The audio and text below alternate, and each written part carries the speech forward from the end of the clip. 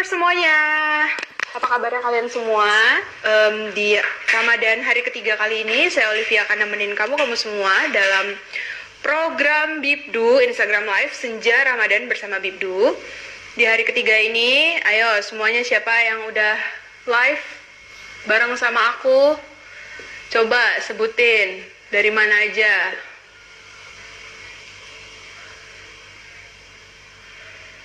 Asik, ada penulis terkenal. Iya, hari ini clue-nya aku kasih tahu. Dia adalah seorang penulis sinetron yang ratingnya tinggi. Hari ini saya akan ngobrol bareng dia. Oke, pertama saya mau nyapa dulu nih para Bibdu lovers dari Jakarta, Medan, Bandung, Surabaya, Solo, Jogja, Semarang, Bali, Makassar, dan kota-kota lainnya. Ayo, mana? Di sini absen dulu. Siapa?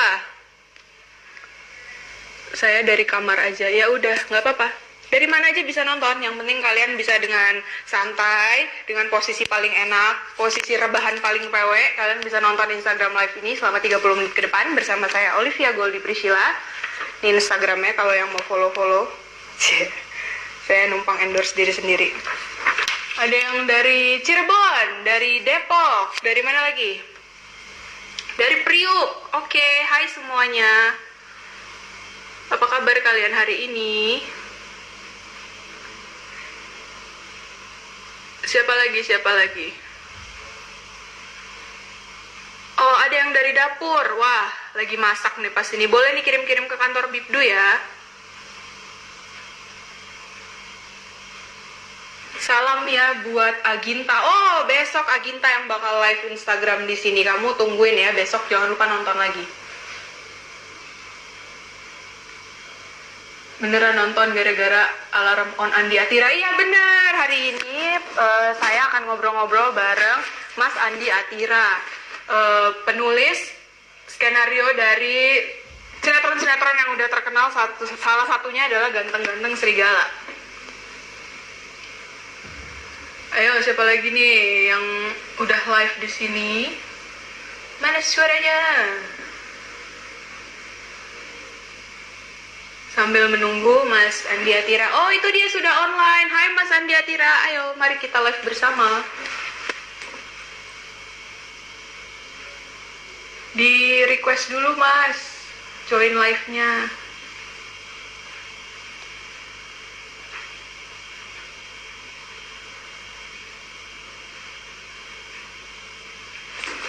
Aduh, bentar ya.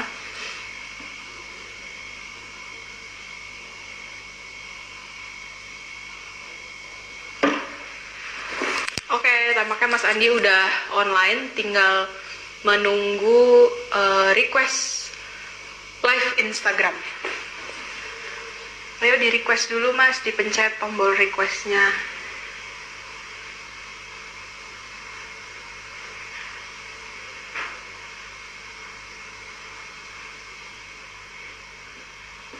Aduh, susah nih. Saya tekan apa nih? Iya Mas, jadi nanti di situ ada, coba Masnya, Mas Andi keluar dulu, terus nanti masuk lagi ke live-nya, terus nanti ada tulisannya untuk request. Nanti kalau misalnya ada tulisan request, tinggal dipencet, nanti tinggal saya approve aja buat live bareng. Ayo buat kalian yang juga mau titip pertanyaan untuk Mas Andi Atira, boleh kirim di kolom komentar. Nanti ada sessionnya, kita akan tanya-tanya berdasarkan pertanyaan dari netizen, dari para Bibdu lovers yang pengen tanya-tanya, atau mungkin ada yang pengen nanya tips jadi penulis, ada yang pengen tanya tips supaya bisa ikut main sinetron mungkin, ya kan? Bisa pokoknya semua tulis di kolom komentar. Hari ini di kantor Bibdu cuacanya hujan terus seharian. Gimana di daerah kalian? Apakah di daerah kalian cerah kah atau hujan juga kah? Kalau di sini seharian mendung sekali, gloomy banget gitu. Tapi semoga hari ini begitu ngeliat aku live di Instagram, kalian cuacanya langsung cerah semua ya.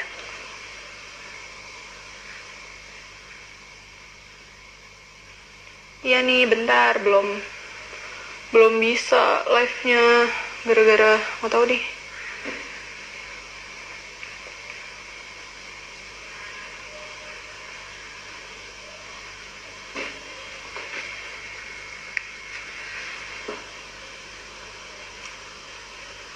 Oke, sambil menunggu kita ngobrolin apa ya? Ngobrolin oh ya, kalian hari ini menu buka puasanya apa nih guys? Apakah kalian masak sendiri atau kalian beli? Ini dia Mas Andi.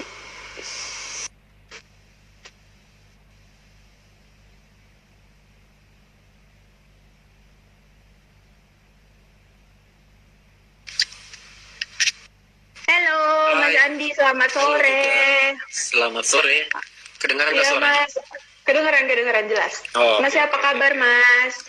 kabar baik, alhamdulillah. Olive apa kabar? Iya boleh, Sehat? boleh disapa dulu. Ya, aku juga kabar baik, sehat alhamdulillah. Coba boleh disapa dulu Mas, para Bibdu lovers dari berbagai kota nih, ada dari ya. Medan, Jakarta, Bandung, Solo, Jogja, Surabaya, Semarang, Bali, Makassar, dan kota-kota lainnya. Oke, halo Bibu.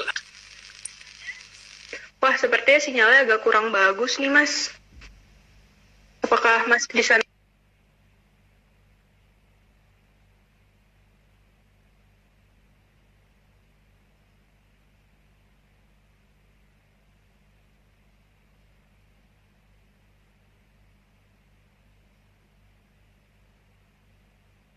membaik? Halo? Apakah sudah jelas? Halo, Mas Andi. Mas, halo?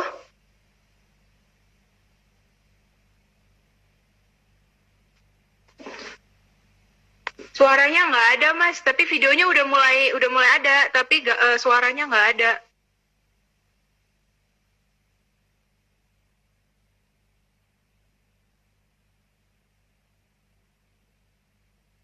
Halo, Mas, suaranya masih belum ada. Kita masih belum bisa dengar suaranya nih.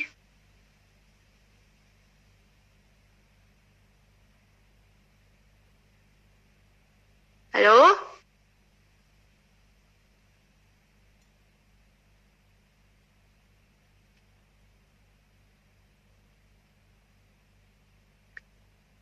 Audio udah bilang audionya nggak bisa keluar. Oke, sepertinya nanti mungkin Mas Andi bakalan keluar dulu dari live dan balik lagi nanti untuk request ulang. Oke, ini dia. Sabar ya guys, ada kesalahan teknis mungkin. Ya, sudah kembali lagi. Ini dia, sudah. Oke. Udah kedengaran? Sip. Udah kedengeran. Ya. Oke, Mas Andi, langsung aja nih. Mas Andi, kan yang kita tahu Mas Andi ini dulunya wartawan nih. Terus tiba-tiba Mas Andi banting setir jadi penulis skenario sinetron-sinetron. Tapi ternyata sinetron-sinetron yang Mas Andi tulis ini ratingnya tinggi. Nah, sebenarnya boleh ceritain nggak sih Mas Andi itu udah jadi penulis untuk sinetron apa aja? Dan apa sih alasannya kok tiba-tiba banting setir dari wartawan, terus tiba-tiba jadi penulis? Nah, jadi ceritanya dulu ketika saya wartawan, saya kan ketemu banyak orang tuh, termasuk produser, ada sutradara, dan mereka nyaranin coba deh kamu belajar nulis. Dan kebetulan ada penulis waktu itu di MD Entertain, dia lagi nyari co-writer. Co-writer itu asisten dari penulis itu. Terus saya coba ngajuin diri, terus saya diterima, dan akhirnya saya nulis sekitar 3 bulan saya coba ngajuin sendiri ke Cinema Art, dan alhamdulillah langsung diterima waktu itu. Diterima, saya mulai deh konsentrasi di Cinema Art, saya tinggalin yang di MD, dan alhamdulillah di Cinema Art ini langsung rating 1 waktu itu.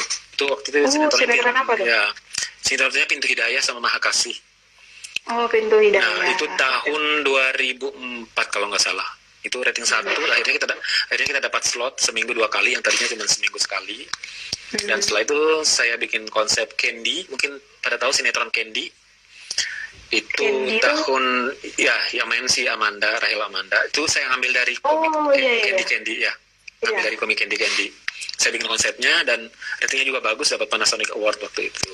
Dan setelah itu saya terus-terusan nulis sampai sekarang, dari tahun 2004 sampai sekarang. Yang paling panjang sih emang, yang paling panjang dan fenomenal sih emang Ganteng-Ganteng Serigala, itu tahun 2012 sampai 2014. Itu 220 episode lebih, itu rating 1, nggak pernah turun. Wih, iya. Jadi Mas Andi, saya mau tanya juga nih. Kan ketika Glenn Fredly meninggal, saya sempat baca nih di Instagramnya Mas Andi, kalau Mas Andi tuh nulis punya pengalaman sering dipanggil dengan sebutan Glenn Fredly nih sama teman-teman wartawan. Bisa diceritain nggak sih kok nah bisa dikasih itu panggilan Glenn Fredly itu kenapa ya? nah dulu saya sama Glenn itu sama kurusnya dan punya banyak cerita lucu tentang si Glenn. Jadi itu waktu lagu Cukup Sudah itu lagi ngehits, itu orang-orang manggil saya Glenn itu sebelum saya ketemu Glenn. Jadi anak-anak wartawan termasuk si Teddy itu dia manggil saya Glenn waktu itu. Nah, suatu hari pertama kali saya ketemu Glenn setelah saya punya nama Glenn, dimirip-miripin sama Glenn Fredly. Waktu itu kita ada acara Indosiar GBR BCA kalau nggak salah ya. Dan waktu itu wartawan semua banyak di situ. Dan kebetulan ada si Glenn Fredly, ada Nola juga, Nola Ebitri. Mereka tampil bareng. Cuma Nola sama Ebitri, si Glenn sama Glenn sendiri. Nah, begitu saya datang, anak-anak udah ngumpul di depan ruang make up menunggu si Glenn keluar.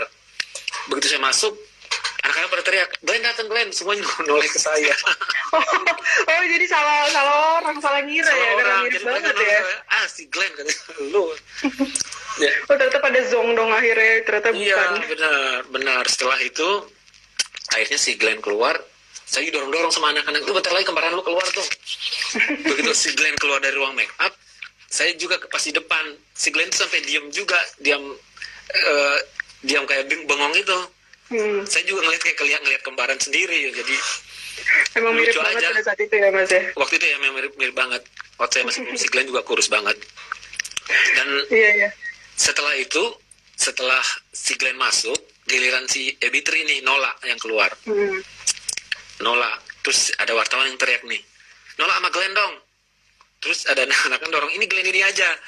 Tuh kata si Nola, kok mirip sih? Berarti emang bener-bener mirip ya, sampai Nolanya aja tuh mengiranya Nolanya juga bengong, iya.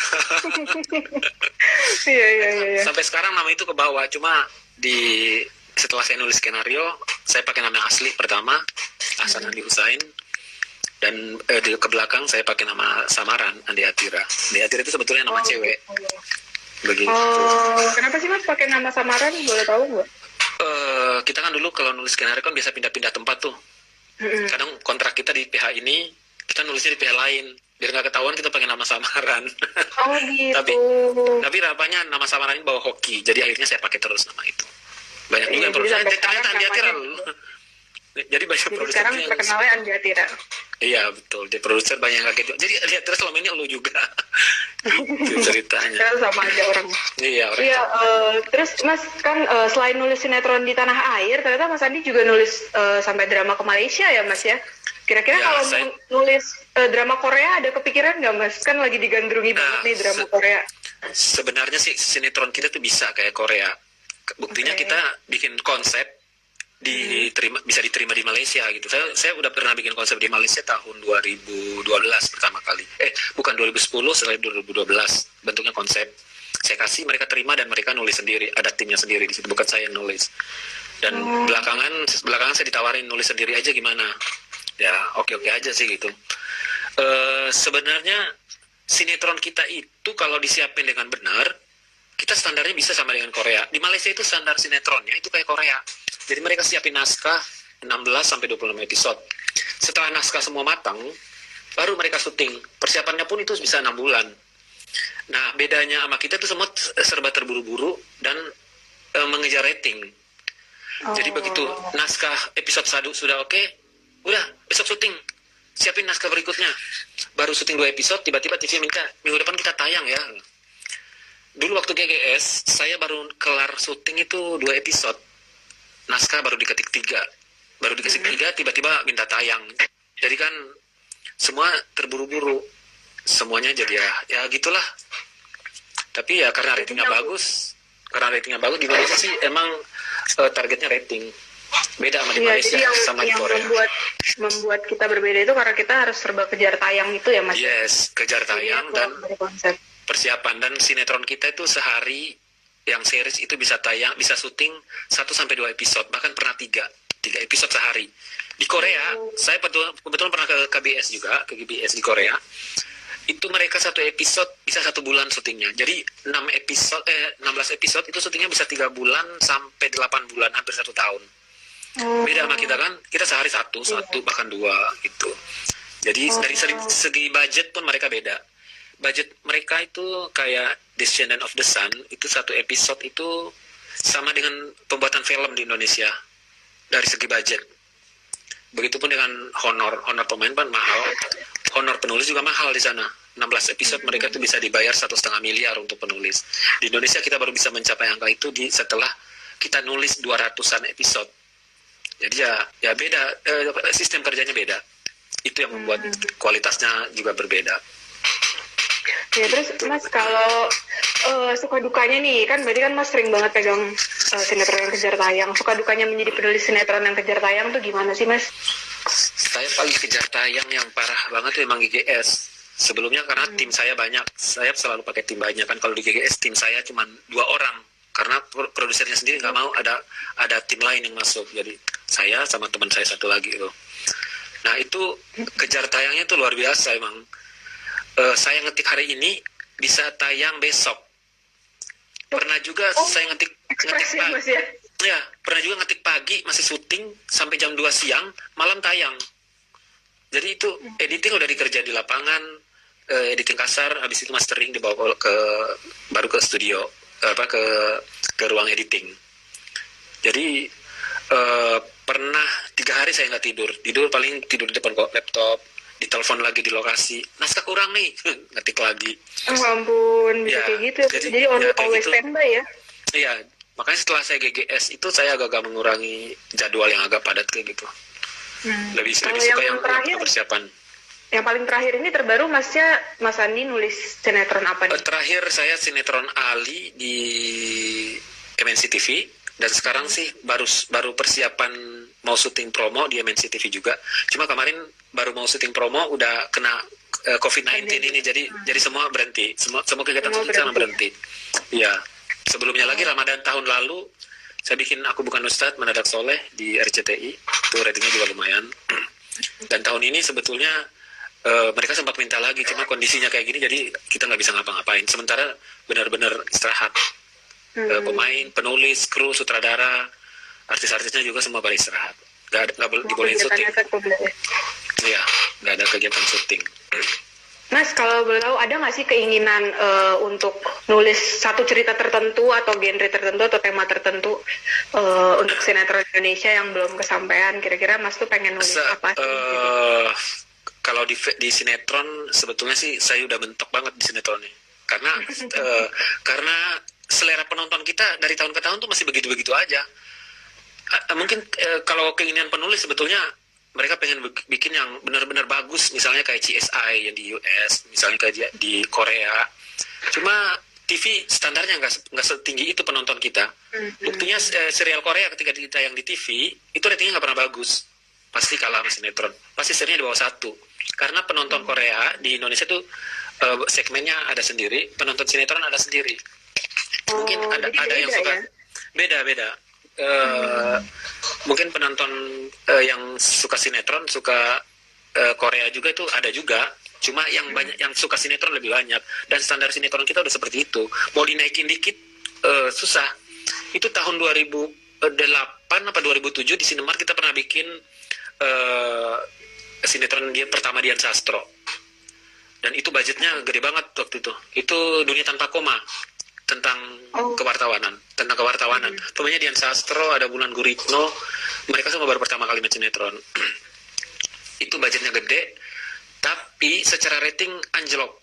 Jadi produser give up dong bikin sinetron yang sejenis itu. Kita udah keluar budget mahal, rating nggak bagus, iklan nggak ada, akhirnya nggak balik modal, rugi malah. Jadi lebih mengutamakan cerita yang ringan tapi bisa dijangkau oleh banyak masyarakat gitu ya Mas ya? TV kita nggak bisa dipungkiri itu mereka lebih mementingkan rating dibanding kualitas. Seandainya kualitas bisa didempetin sama rating, mereka mau aja. Tapi ternyata selama ini rating sama kualitas nggak pernah berjalan seiring. Pasti sinetronnya hancur, ratingnya bisa bagus. Ya kayak gitu. Sinetronnya berbobot, ratingnya hancur. Jadi susah karena selera penonton kita masih di standar itu. Oh, gitu. Jadi seandainya kalau rating itu nggak ada, mungkin kita bisa bikin apa yang menurut kita bagus. Jadi bisa punya varian cerita yang Iya, lebih banyak gitu ya Mas ya, untuk sinetron kita ya. Betul. Kalau saya sih sekarang lebih suka ke film sih sebetulnya. Ini ada rencana kita, ya. Saya udah bikin 1 dan ada 2 juga ghostwriter. Ada 2 lagi di persiapan, 1 di Bali, satunya di Sombori di Kabupaten Morowali, Sulawesi Tengah. Itu naskah kita masih lagi matengin, tapi kehalang nih sama corona juga. Januari harusnya kemarin kita udah mau survei. Ke Morowali di Sulawesi Tengah sana. Tapi akhirnya kehalang sama COVID-19, semuanya mundur. Yang di Bali pun terakhir sebulan yang lalu saya masih survei di Bali. Tapi nggak bisa jalan juga sekarang. Karena ya gitu kondisinya. Ya kondisinya memang semua terhenti ya Mas ya berarti. Iya, betul. Tapi Masnya berarti work from home ini tetap nulis juga walaupun work from home? Selama work from home ini jujur aja saya lebih banyak benar-benar rebahan sama nonton TV. Kalau ada ide baru saya ketik paling bentuknya sinopsis. Nggak bisa nulis. Berarti benar-benar istirahat ya Mas ya? ya? Karena syuting nggak ada kan? Syuting semua berhenti. Jadi ya, karena kembali lagi ke kejar tayang itu ya, kalau nggak ada syuting ya berarti emang nggak ada sama sekali kegiatan nulis juga. Ya, betul. Terakhir yang kena COVID juga saya ada 2 FTV di Multi, itu berhenti juga. Jadi ya benar-benar istirahat, dinikmati aja lah istirahatnya. Iya Mas, kan Mas selain jago nulis ini juga Mas Andi sempat banyak artis yang dulunya masih kecil-kecil nih, terus udah jadi terkenal. Mas Andi banyak kenal dengan artis-artis yang dulu mungkin main sinetron pada saat mereka baru-baru banget memulai karir, let's say like Chelsea Olivia ya Mas ya. Ya, betul. Kira-kira siapa aja sih Mas artis-artisnya, terus ceritain dong kisah-kisah lucunya mereka zaman masih muda-muda itu gimana sih Mas? Dulu Chelsea Olivia saya kenal dari kelas 3 SD.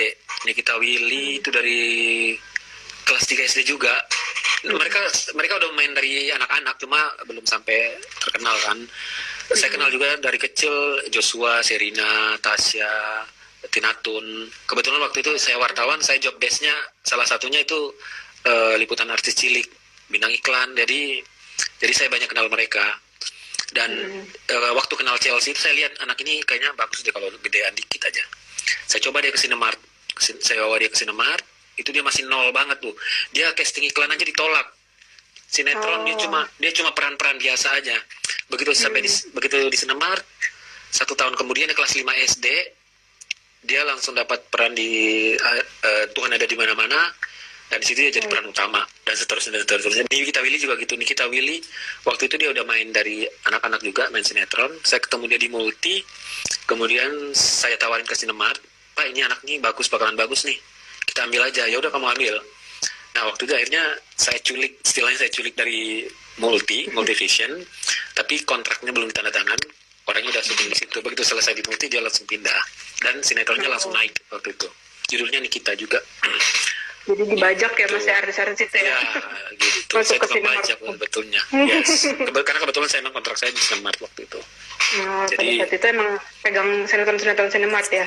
Ya, Nia Ramadhani juga saya kenal nih, ada yang nanya tuh. Nia Ramadhani saya kenal dari dia kelas 6 SD. Dia baru mulai main di MD kelas 1 SMP kalau nggak salah. Bidadari ya? Dia kan ya terkenalnya. Nah, dia di Bidadari dulu, habis itu dia di MD yang jadi apa tuh, jadi yang jahat tuh. Bawang merah, bawang putih. Ya, bawang merah, bawang putih. Gitu. Terus mau tanya tentang pengalamannya selama Ramadan dong Mas, kan udah sering jadi pembuat skenario untuk sinetron kejar tayang nih. Kalau lagi pas bulan Ramadan, job nulisnya gimana tuh Mas? Tetap berjalan seperti biasa? Kalau kontrak sih masih ada di luar ya. Tinggal cuma nunggu, sama ada 2 film, cuma nunggu kondisi membaik aja. Cuma ya sama dengan pekerja-pekerja lain yang diistirahatkan jadinya. Karena TV aja sekarang tayangannya rerun semua kan? Iya betul, ulang-ulang yang ada aja. Ulang-ulang yang sudah ada, benar. Kalau sebelum-sebelumnya nih, ketika belum ada pandemi corona, di misalnya Ramadan tahun lalu gitu, pengalamannya berpuasa sambil menulis skenario kejar tayang itu gimana Mas? Apa tetap deadline-nya berkurang atau tetap sama aja atau gimana? Nah, kebetulan bulan lalu saya nulis serial Ramadan di RCTI. Itu dari tayangnya seminggu sebelum Ramadan, 2 hari sebelum Ramadan. Jadi selama Ramadan kita udah kejar tayang juga, karena stoknya emang cuma 3. Begitu tayang, Ramadan mulai, tetap syuting. Seminggu sebelum Ramadan baru selesai, tetap syuting. Begitu. Oh gitu. Terus pernah ada cerita seru nggak nih Mas selama Ramadan sebagai penulis skenario? Mungkin kejar deadline, ada yang sampai telat buka puasa atau sampai akhirnya harus kalau telat buka puasa sih, buru-buru. kalau nggak sahur ya, karena saya baru ngetik tuh biasanya kelar jam 3 subuh ya, langsung sahur aja, dan habis itu udah nunggu subuh baru bisa tidur. Kalau sampai cuma bedanya kita nggak bisa ngetik di luar. Biasanya saya suka ngetik di luar ya. Kalau bulan puasa kan nggak bisa, semua tempat penuh tuh kalau udah sore gitu. Ini ada yang nanya nih, Mas, menulis itu karena pekerjaan atau memang sudah punya hobi dari kecil? Kita Saya jawab satu ini ya. Ya. Tadi ada yang nanya, oke, saya nulis itu dari SMP saya udah suka nulis. SMA saya nulis cerpen. Waktu itu dimuat di majalah. Dulu ada majalah Aneka, ada majalah Anita Cemerlang, ada majalah Hai. Saya SMA kelas 3 tuh udah mulai bikin cerpen, dan kuliah saya aktif nulis di beberapa media nasional. Jadi mulanya nulis cerpen. Jadi kalau belajar nulis yang paling bagus sebetulnya belajar bikin cerpen. Bikin aja kehidupan sehari-hari atau apa. Begitu. Mulainya dari cerpen dulu ya Mas, baru bisa nulis yang panjang-panjang. Iya, belajar dari cerpen dulu. Halo Mas, ada yang nanya juga nih Mas, pandangan pribadi tentang sinetron itu apa Mas, dan bagaimana harapan untuk perkembangan sinetron Indonesia? Nah, kalau pandangan pribadi saya, sinetron itu sebetulnya kadang tidak realistis. Kita menjual mimpi di sinetron tuh. Tapi orang Indonesia suka sinetron yang orang jahat sama orang susah. Di sinetron kita itu orang jahat harus benar-benar jahat, nggak boleh di abu-abu. Jahat kadang baik itu nggak boleh. Orang baik juga gitu, nggak boleh marah. Dia harus sesuai karakternya. Kalau dia orang baik-baik ya harus baik banget. Nggak boleh dia berubah jadi jahat. Itu kan tidak manusiawi. Orang baik bagaimanapun kan bisa marah. Saya pernah protes waktu saya meeting. Ini produsernya protes, ini kenapa karakternya berubah? Saya bilang lah, ini kan manusiawi. Orang marah, orang baik kan nggak boleh marah. Kan boleh aja, cuma marahnya kan ada ukurannya. Nah, yang Korea nih, yang saya mau komentar sedikit, serial Korea yang lagi naik daun nih, The World of the Marriage Couple. The Marriage Couple, itu ada tokoh Sunwo yang dokter. Dia kan tokoh tertindas di situ. Tapi ketika dia marah, emosinya keluar, itu manusiawi. Di Indonesia kita nggak bisa bikin gitu. Orang tertindas harus sabar terus ya Mas ya kalau di Indonesia. Benar. Sampai kesana itu jadi bodoh. Nah, yang di serial Korea itu manusiawi sekali ya dokter itu. Dia ada marahnya tuh, ada batas, ada puncak kemarahan. Dia nggak bisa ditindas terus. Yang dia bawa gunting, dia mau nusuk tuh, itu di sinetron sama sekali nggak bisa kita bikin begitu. Dia akan terkesan abu-abu jadinya. Ada lagi yang nanya nih Mas, gimana sih Mas supaya bisa semangat untuk terus menulis? Terus lebih suka tulisan tangan atau pakai komputer? Nah, saya kalau di rumah lebih suka nulis pakai komputer. Kalau di luar baru pakai laptop. Karena lebih bebas kalau pakai ke komputer kan. Supaya semangat nulis terus, sebetulnya nulis itu semakin lama kita nulis semakin mahir. Sama dengan pilot kan. Pilot semakin tinggi jam terbangnya, dia akan semakin lancar, sambil tutup mata pun dia bisa jadi pilot. Dan nulis juga begitu, makin sering kita latihan nulis, semakin cepat kita kerjain. Dulu pertama kali saya nulis itu 1 FTV saya bisa kerjain seminggu. FTV 75 sampai 80 halaman. Sekarang sehari.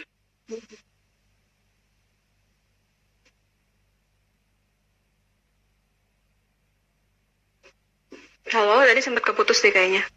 Wah, sinyalnya mulai jelek lagi. Wah, nge-freeze lagi nih.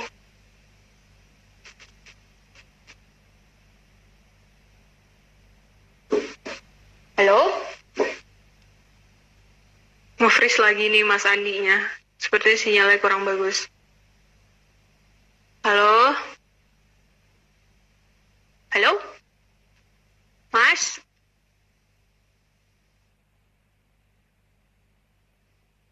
Kameranya off lagi.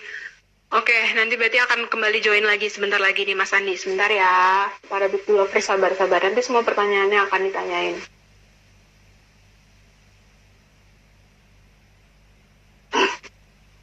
Ada yang bilang hostnya imut, hostnya manis. Makasih loh. Aduh, saya nggak bisa dipuji kayak gitu, meleng langsung.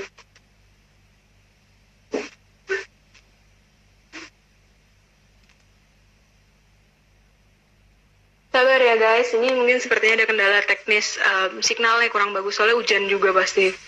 Halo, sudah kembali lagi? Oh, masih off lagi. Aduh.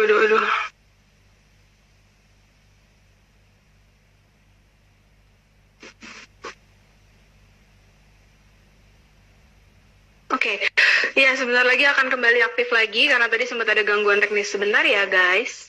Oh ya, ini udah kembali lagi. Hai Mas Andi, welcome back. Saya pindah posisi ini. Oke, tadi sepertinya ada teknis di masalah signal ya Mas ya. Langsung dicariin. Kayaknya sih. Kok nggak ada gitu. Fansnya banyak nih Mas Andi nih. Iya, gimana nih? Iya, terus Tadi ada pertanyaan apa tuh? ada pertanyaannya. Mau bertanya Om, bagian tersulit dalam menulis skenario tuh apa? Bagian tersulit itu sebetulnya di awalnya aja sih sinetron itu, karena kan kita harus meeting, kita harus sharing ide sama produser, sutradara, ada tim kreatif, ada PH juga pakai tim kreatif. Ke tim kreatif itu kadang ada banyak, jadi kita harus meeting berkali-kali. Kalau udah mateng, mereka udah terima ide kita, semuanya udah lancar. Jadi awal-awalnya aja. Tapi dalam proses menulis yang paling berat ya kejar tayang itu. Kalau nulisnya sendiri sih biasa. Oh, jadi hal paling sulitnya justru malah mengejar deadline-nya Mas ya daripada menulis ceritanya ya. Deadline-nya sendiri ya Mas ya. Halo?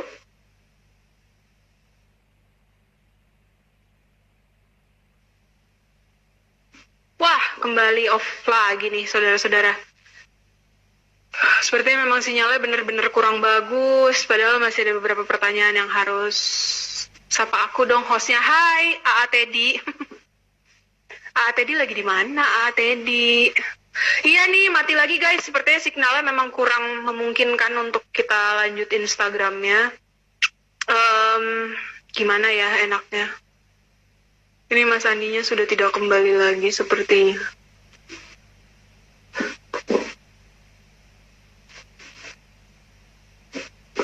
Oke guys, kalau gitu sepertinya kita memang harus menyudahi dulu nih, karena memang signalnya tidak memungkinkan untuk bisa live lagi. Tetapi jangan berkecil hati kalau misalnya kalian masih mau titip pertanyaan sama Mas Andi, bisa DM ke Bibdu, nanti kan Bibdu tanyain buat Mas Andi.